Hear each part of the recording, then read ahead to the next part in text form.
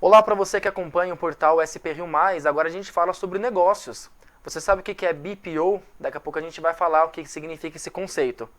Depois de quase 2 anos de pandemia, o Brasil ainda se encontra num cenário de inflação alta, controle de gastos públicos e também incertezas, aí diante de um ano eleitoral.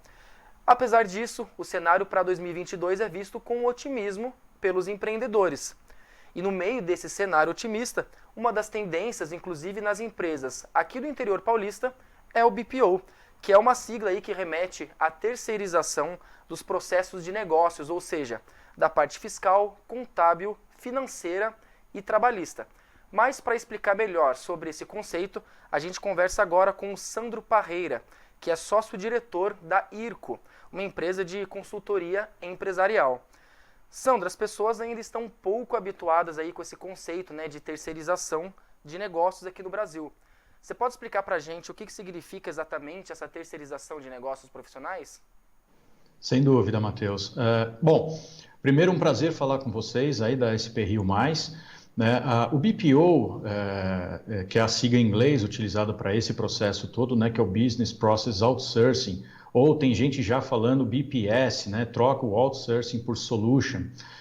Nada mais é do que a terceirização ou a transferência das atividades de contabilidade da área fiscal, da área financeira, tesouraria e também da área trabalhista, basicamente a preparação da folha de pagamento, a um escritório que seja especializado nesse tipo de trabalho. E por que o BPO é uma tendência, né? Como que surgiu essa tendência? Como que começou todo esse conceito? Por que ele é uma tendência aí para os próximos anos? Olha, Matheus, nós, enquanto firma de BPO, né, nós participamos também da Abrapsa, que é uma associação dos prestadores de serviços administrativos e que vem, de certa forma, assumindo um papel de liderança e fomento da prática de BPO no Brasil.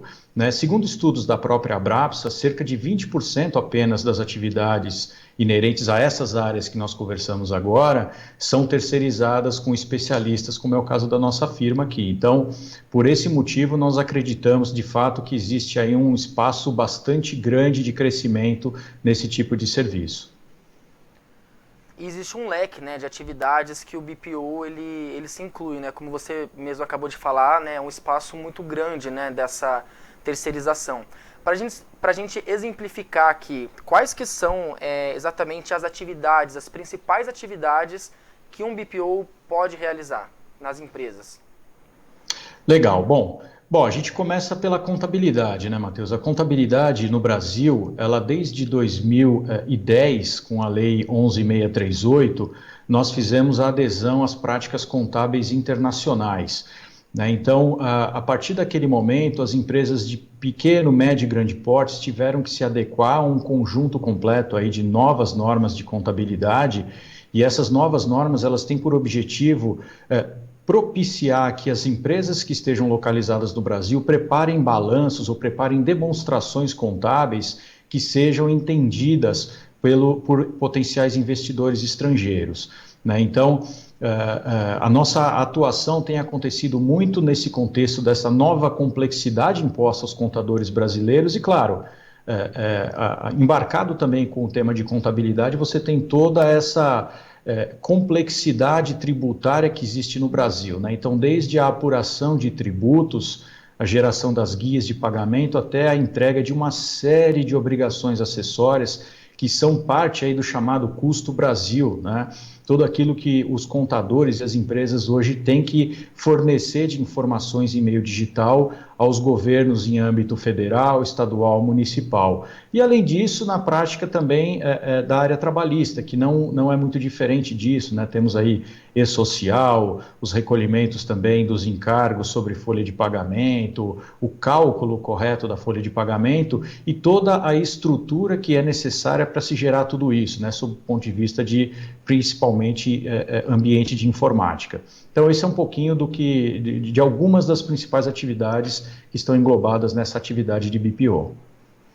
E agora que a gente conhece, né, agora que a gente fica por dentro aí do conceito do BPO, a gente vê que uma das grandes vantagens, né, para o empreendedor, para as empresas, é que com o BPO, né, com essa terceirização, ele pode ficar ele pode focar em outras atividades do seu dia a dia, né? Uma das vantagens, né, que as empresas ganham aí ao contratar o BPO.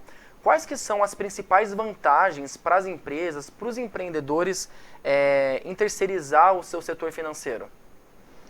Olha, Matheus, essa pergunta é a pergunta de $1 milhão, né? O core business do meu negócio, por exemplo, é tudo isso que nós falamos agora, a preparação da contabilidade, fiscal, trabalhista e financeiro. Já a maior parte das empresas não tem isso como atividade principal ou chamado core business, né? Qual é o negócio da sua empresa? É fazer contabilidade?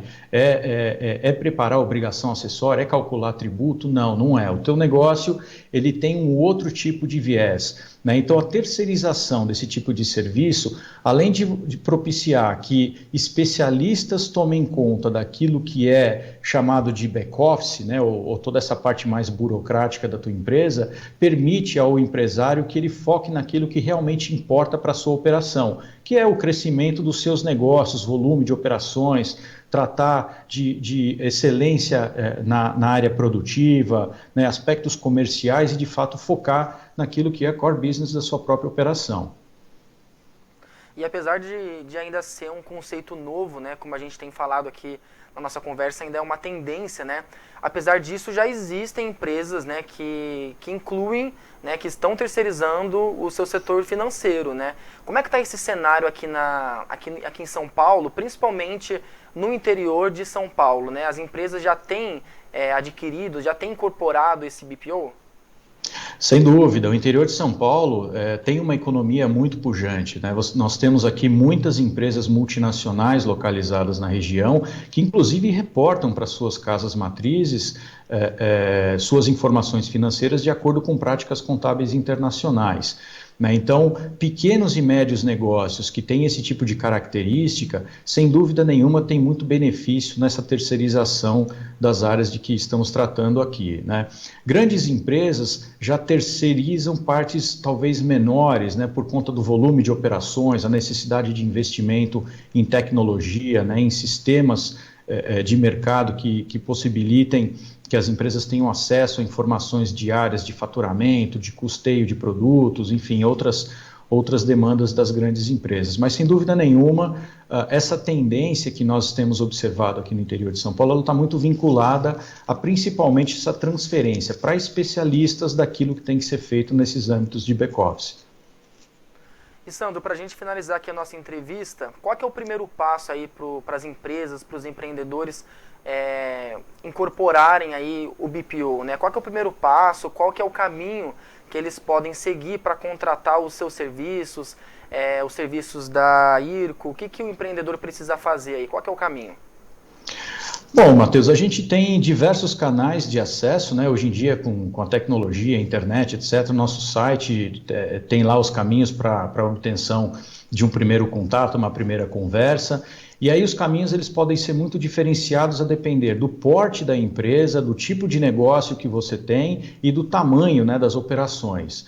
A gente pode começar numa grande empresa, por exemplo, como já tivemos casos aqui na IRCO, de Campinas, por exemplo, que é de onde eu falo com vocês, da gente começar por áreas mais simples, né, como, por exemplo, a terceirização da preparação de folha de pagamento.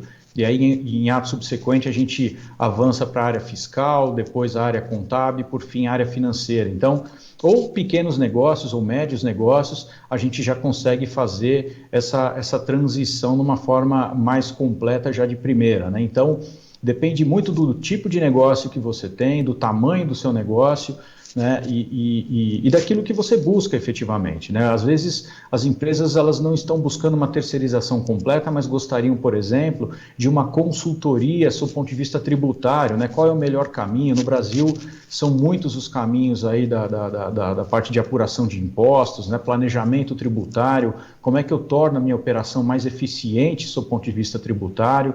Então são muitas as possibilidades nesse mercado de terceirização. Acho que o caminho é ter uma primeira conversa com uma empresa especializada, como é o caso da nossa, e aí a quatro mãos a gente montar qual que é o melhor escopo para fazer essa transição e quais são as áreas que demandariam mais atenção no começo, meio e fim desse processo. Muito bem, a gente conversou aqui com o Sandro Parreira, ele é sócio-diretor da IRCO. Muito obrigado, Sandro, pela sua entrevista.